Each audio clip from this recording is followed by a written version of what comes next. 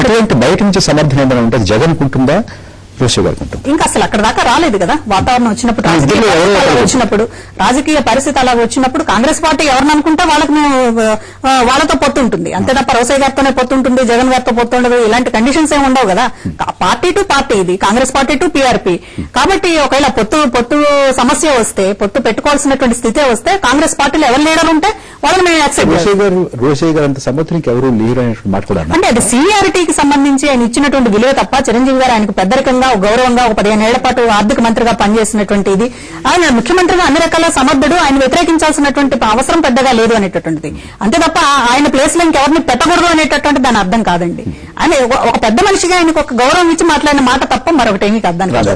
చూస్తున్నారు చాలా చిత్రంగా ఉంటుందండి. ఏంటంటే నేను మొట్టమొదటి నుంచి పీఆర్పీ స్థాపించిన ఏదైనా సంభవం అంటున్నారు.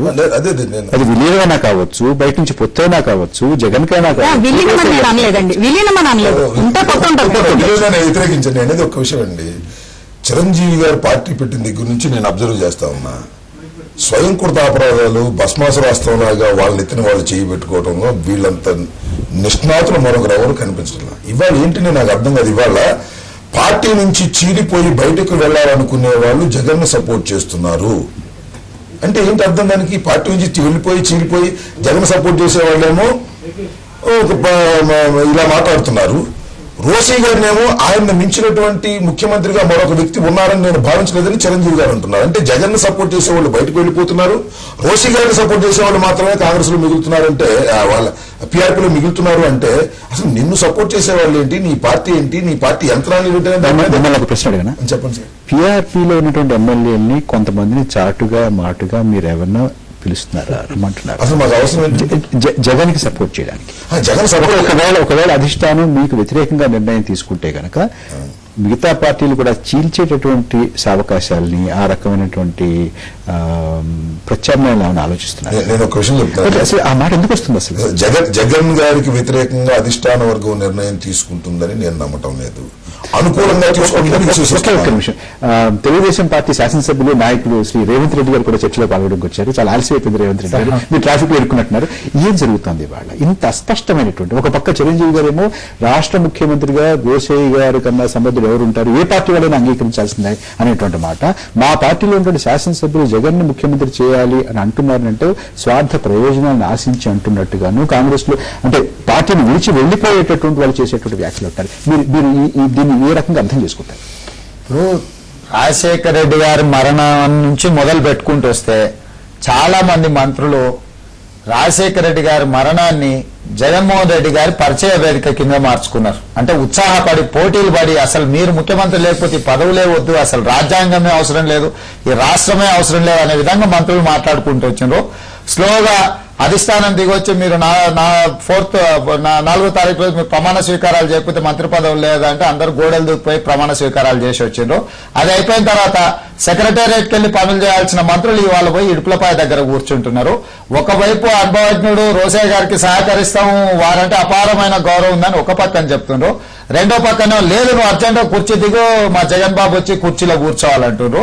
ఈ రకమైన కాంగ్రెస్ పార్టీ అంతర్గత వ్యవహారాలను వదిలేస్తే పరిపాలన విషయానికి వస్తే ముఖ్యమంత్రి గారు గాని లేకపోతే మంత్రులు గాని వీళ్ళ ప్రవర్తన ఏమాత్రం బాగోలేదు. ముఖ్యమంత్రి గారిని కూడా తప్పు పట్టాల్సిన పరిస్థితి ఆసన్నమైంది. ఇప్పుడు ఇంకా ముఖ్యమంత్రి గారు తప్పుడతారు, వారు ఏటి వేయాలండి, వారి టీంలో ఎవరు ఉండాలనో పనిచేసే వాళ్ళని పెట్టుకోవాల్సిన బాధ్యత ముఖ్యమంత్రి గారి మీద ఉంది. ఎందుకు ముఖ్యమంత్రి గారు రివ్యూలకు పిలిస్తే రాని మంత్రులను ఎందుకు చర్యలు తీసుకోలేకపోతున్నారు? మా అధిష్టానం ఇంకా ఏమీ నిర్ణయించలేదు అనేటువంటి మాట చాలా స్పష్టంగా మీరు రాకముందు ఏ విషయంలో నిర్ణయించలేదంటే ముఖ్యమంత్రి రోసే గారిని మేము ఇంకా కూడా తాత్కాలికమని భావిస్తున్నాం అనేటువంటి మాట చాలా స్పష్టం. ఒక విషయం సార్, రేవంత్ రెడ్డి గారు ఏంటంటే ఎద్దు పుండు కాకి ముద్ద అని మా పుండు పొడుచుతున్నాడు, బాబు మా దగ్గర తాపత్రయపడుతున్నాడు. ఎందుకంటే మాలో చీలికలు వస్తాయి, వేటు వేయాలంట. ఎవరు రోసే గారు వేటు వేస్తే వాళ్ళు చీలిపోతే వాళ్ళు కొట్టుకుంటే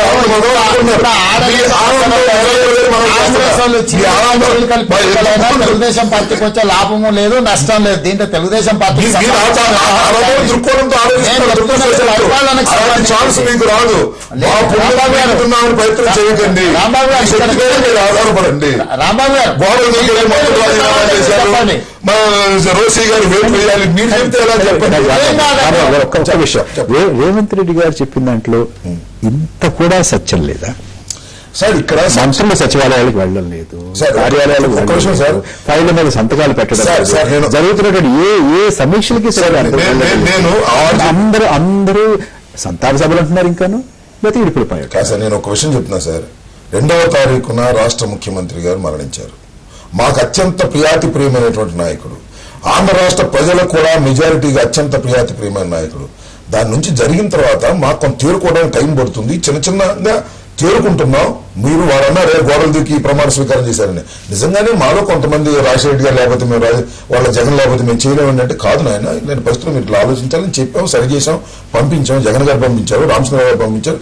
ఒక్కొక్కటి సర్దుకుంటుంది. వాళ్ళంత తొందరగా మేము సర్దుకోలేము, ఎందుకంటే మా నాయకుడు పోయిన వల్ల కొన్ని బాగా పడతా ఉన్నాం, సర్దుకుంటున్నాం. ఇటుకుపోయి వెళ్ళకుండా ఎలా ఉంటారండి మంత్రులు? వెళ్తారు, సమాజానికి వెళ్తారు, రాజకీయం చేస్తారనే. పరిపాలన నిర్లక్ష్యం కాబట్టలేదా? ఏంటి పరిపాలన నిర్లక్ష్యం కావటం లేదు. రేవంత్ రెడ్డి గారు, రాంబాబు గారు, నేను చెప్పేది మొత్తం విన్నాక మీరు చెప్పండి, మాకు అభ్యంతరం లేదు. టైం అయిపోయింది. రాంబాబు గారు పరిపాలనలో నిర్లక్ష్యం కావట్లేదు అంటుండ్రు. స్వైన్ ఫ్లూ మీద ముఖ్యమంత్రి గారు సమీక్షలకు పిలిస్తే మంత్రి హైదరాబాద్ లో సీఎం అంటే దీపేన్ ముఖ్యమంత్రి గారి కార్యాలయంలో జగన్ పక్కన కూర్చొని వచ్చే వాళ్ళని పోయే వాళ్ళకి స్వాగతాలు పలుకుతున్నారు. నిత్యావసర వస్తువుల ధరలు తగ్గించే కమిషనర్ గారితో సహా మీటింగ్ కు పిలిస్తే ముఖ్యమంత్రి గారు, మంత్రి గారు జిల్లాలో మిగతా ఏదో వ్యవహారాలు అది సంతాప దినాలు ఉండగా ఉండగానే దాన్ని అందరూ అర్థం చేసుకోగలరు, ఆ బాధ అర్థం సార్, ఇప్పుడు ఒక విషయం చెప్తాను సార్. రాంబాబు గారు, వీరు ముఖ్యమంత్రి గారు స్వయం ఫ్లూకి ఇన్స్పెక్షన్ కు వెళ్ళినప్పుడు దానికి సంబంధిత మంత్రి లేరు, ఆయన ఎమ్మటి లేరు అని అన్నారు. నేను ఒక విషయం చెప్తున్నా, మీరు ఒకసారి వెరిఫై చేసుకోండి ప్లీజ్. రాంబాబు గారు, నేను చెప్తున్నాను, మీరు రాంగ్ ఇంటర్ప్రిటేట్ చేస్తారు. ఏమన్నారు? రివ్యూ మీటింగ్ పిలిచినప్పుడు మంత్రి గారు వెళ్ళలేదన్న. నేను సమీక్షకి ఎక్కడో హాస్పిటల్ పోవడానికి కాదు, ముఖ్యమంత్రి గారు స్వైన్ ఫ్లూ మీద మెడికల్ అండ్ హెల్త్ వాళ్ళని పిలిచి రివ్యూ చేస్తే వారు లేకపోతే తర్వాత పితాని సత్యనారాయణ గారికి అప్పచెప్పి వారిని పిలిచి ఆరోగ్యశ్రీకి తెచ్చి మళ్ళీ మార్చాల్సిన పరిస్థితి వచ్చింది. దానం నాగేందర్ గారు సంబంధిత మంత్రి ఎందుకు వెళ్ళలేదని నేను అడుగుతున్నాను. దాంట్లో ఎందుకు చర్యలు తీసుకోలేదు? ఎన్నో తారీఖు మీరు 2వ తారీఖు నుంచి సుమారుగా 6-7 తారీఖుల వరకు మాకు ఏం చేయాలో అర్థం కానటువంటి పరిస్థితుల్లో మేము ఉన్నాం. చిన్న చిన్న తర్వాత అయితే తర్వాత we are saturating, we are going in a right way. మీరు ఆ రైట్ వే కూడా చూడండి. కోదండరామ్ గారు, మీకే అనిపిస్తుంది? ఒక అనిశ్చిత పరిస్థితి ఉంది అనేది వాస్తవం. యంత్రాంగం కదులుతుందా? సమస్యను దృష్టి పెడుతోందా? ఫైళ్లు కదులుతున్నాయా? చాలా అసందిగ్ధమైన పరిస్థితి ఉన్నది. వేగంగా ఏ నిర్ణయాలు రావటం లేదు. సమస్యలపైన స్పందించవలసిన తీరులో ప్రభుత్వం స్పందించట్లేదు.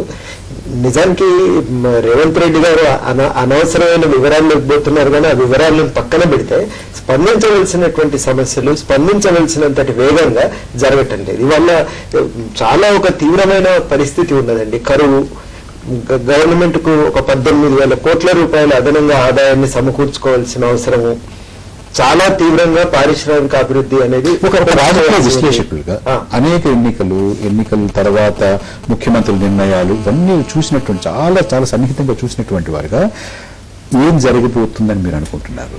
రోసయ్య గారు కొనసాగుతారా?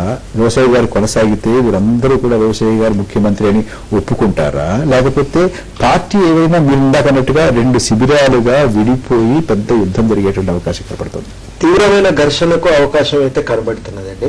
ఇక్కడ జరుగుతున్నది ఏమంటే 2007 తర్వాత క్రమక్రమంగా రాజశేఖర రెడ్డి గారి పట్టు పార్టీ మీద పెరిగింది. అది ఒక రోజులో వచ్చిందేం కాదు, 2004లో గెలవగానే వచ్చింది కూడా ఏం కాదు. 2007 తర్వాత నుంచి క్రమంగా పెరిగి అందులో అంతర్గతంగా అనేకమైనటువంటి సమూహాలు ఉన్నాయి. 2009 కేబినెట్ ఏర్పాటు చేసుకున్నప్పుడు వాళ్ళందరికీ కూడా తగినంత ప్రాతినిధ్యం అనేది రాలేదు. తప్పనిసరిగా పార్టీలో తమ ప్రాబల్యాన్ని పెంచుకోవడానికి అవకాశం వచ్చింది. ఇప్పుడు మనకి వినిపిస్తున్నటువంటి పత్రికల్లో మనం చదువుతున్నటువంటి ప్రకటనలు, వాటి ఖండన, వీరికి కేశవరావు గారికి మధ్య చిరంజీవి గారి ప్రకటనల తర్వాత వస్తున్నటువంటివి దానికి ఏమనిపిస్తుంది? చాలా తీవ్రమైనటువంటి ఘర్షణ ఉంది. రాజకీయాలు, కాంగ్రెస్ పార్టీ అంతర్గత రాజకీయాలు అనేవి అల్లకల్లోలమైన పరిస్థితిలో ఉన్నాయి. తప్పనిసరిగా ఇది అంతర్గత ఘర్షణకు దారితీస్తుంది అనేది అనుమానం లేదండి. ఈ ఘర్షణ అనేది రాజకీయ సమీకరణలో మార్పు కూడా దోహదపడుతుందా ఏమిటి అనేది వాళ్ళ చిరంజీవి గారి వ్యాఖ్యలు కూడా ఒక సంకేతంగా చూడవలసి ఉంది. నేను రాంబాబు గారిని ఒక విషయంలో సూటిగా అడగదలుచుకున్నాను అండి. రోసయ్య గారిని తాత్కాలిక ముఖ్యమంత్రి అని వారు చెప్తున్నారని అక్కడ చూస్తున్నాను నేను. అంటే ఈ రోజు రోసయ్య గారు తీసుకున్న నిర్ణయాలన్నీ కూడా తాత్కాలికమైనవే. వీటన్నిటిని కూడా మళ్ళీ తిరిగి రివ్యూ చేసి వీటన్నిటిని మళ్ళీ పునఃపరిశీలించి నిర్ణయాలు కూడా తిరిగి తీసుకుంటారా? ఈ విషయంలో కూడా ఈ నిర్ణయాలన్నీ తాత్కాలికమైన వాటి కిందనే సమాధానం చెప్పే ముందు మీరు ఎలా చూస్తున్నారు రాజకీయ కోదండరామ్ గారు రాజకీయ సమీకరణలు కూడా మారేటటువంటి, అంటే ముఖ్యంగా చిరంజీవి గారు చెప్పినటువంటి మాటల నేపథ్యంలో కాంగ్రెస్ పార్టీలో ఒక వర్గం జగన్ కావాలను, లేకపోతే రోషయ్య గారు ఉండాలను, వీరు ఎవరో ఒకరికి మద్దతు ఇవ్వడం, అంటే ఇందాక పద్మ గారు మాట్లాడుతూ మద్దతు ఇచ్చేటటువంటి విషయం గనక అప్పుడు వస్తే దాని గురించి కూడా ఆలోచించేటటువంటి సందర్భం ఉంటుందని అన్నారు ఆవిడ. మేము ఒక్కటండి, తెలుగుదేశం పార్టీ ఈ రాష్ట్ర రాజకీయ పరిస్థితులను, పరిపాలన పరిస్థితులను రెండు విధాలుగా విడగొట్టి చూస్తున్నాం.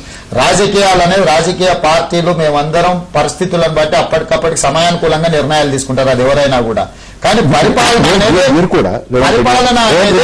మీరు కూడా అంటే ఇప్పుడు వాళ్ళ పార్టీ అంతర్గత వ్యవహారాల గురించి మేము ఆలోచన చేయాల్సిన అవసరం లేదు. కూడా సమయం వస్తే సందర్భం వస్తే ఒక గాలం వేసి కూర్చుంటారు. లేదండి, మాకు గాలాలు వేయాల్సిన అవసరం లేదు. ప్రతిపక్ష హోదా మాకు ఉంది. మేము ఖచ్చితంగా ప్రజా సమస్యల మీద తెలుగుదేశం పార్టీ ప్రభుత్వంలో పాలకుల దృష్టికి తీసుకెళ్తాం. సమస్యల పరిష్కారం కోసం మేము పనిచేస్తూనే ఉంటాం. ఈ ప్రస్తుతం ఈ చర్చ జరుగుతున్న రాజకీయాలలో తెలుగుదేశం పార్టీకి పెద్దగా పట్టింపు లేదు. తెలుగుదేశం పార్టీకి ఉన్న పట్టింపు వల్ల పరిపాలన సవ్యంగా జరగాలి, పరిపాలనలో లోపాలు వస్తే ఎత్తి చూపడం మా బాధ్యత, మేము వాటిని ఎత్తి చూపడమే మా డ్యూటీగా పెట్టుకున్నాము.